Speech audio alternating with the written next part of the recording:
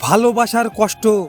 যখন অন্য কেউ কষ্ট দেয় তখন শুধুই রাগ আসে, কিন্তু যখন নিজের কেউ কষ্ট দেয় তখন রাগ পরে আসে, চোখ থেকে জল এসে যায়। মানুষের সৌন্দর্য আর ধন দৌলতের লোভে কোনোদিন নিজের আত্মসম্মানকে খারাপ করবে না। তবে ধন দৌলত একদিন এই পৃথিবীতে শেষ হয়ে যাবে আর মানুষের সৌন্দর্য মাটিতে মিশে যাবে।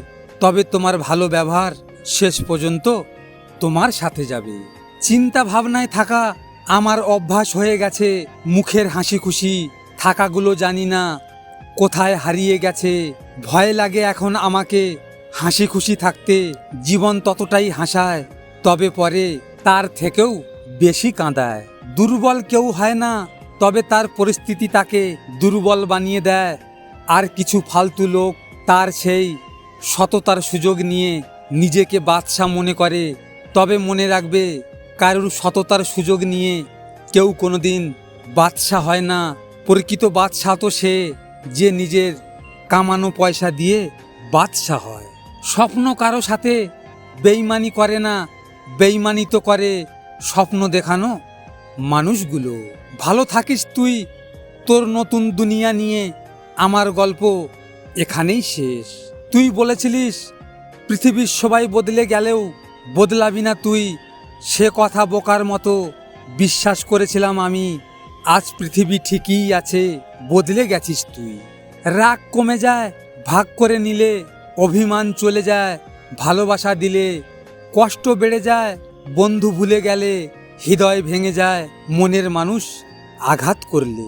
কষ্ট পেয়েও প্রতিবাদ না করে চুপচাপ থাকে যে, ভেবো না সে দুর্বল, এটা তার মা বাবার ভালো শিক্ষার পরিচয়। কেউ যদি তোমার সঙ্গে কথা না বলে থাকতে পারে, তবে তার সঙ্গে কথা বলার জন্য পাগলামিগুলো ছেড়ে দাও। কারণ তোমার আকুলতার কারণ সে বুঝবে না। কেউ যদি তোমার মূল্য না বুঝে, তবে তার কাছে বারবার নিজের গুরুত্ব চাওয়ার থেকে বিরত থাকো। কারণ সে তোমার কদর কখনোই করবে না। মোট কথা, কেউ যদি তোমাকে তার জীবনে চায়, তবে তাকে আঁকড়িয়ে ধরো। কেউ যদি তোমাকে ছেড়ে ভালো থাকতে পারে, তবে তাকে ভালো থাকতে দাও। আমাদের আশেপাশে এমন কিছু লোক থাকে যারা সামনে এক কথা বলে, পিছনে অন্য কথা। কোনো কিছু শুরু দেখে খুশি হয়েও না, সেটার জন্য অপেক্ষা করো, হয়তো সেটা তোমাকে কাঁদিয়ে ছাড়বে।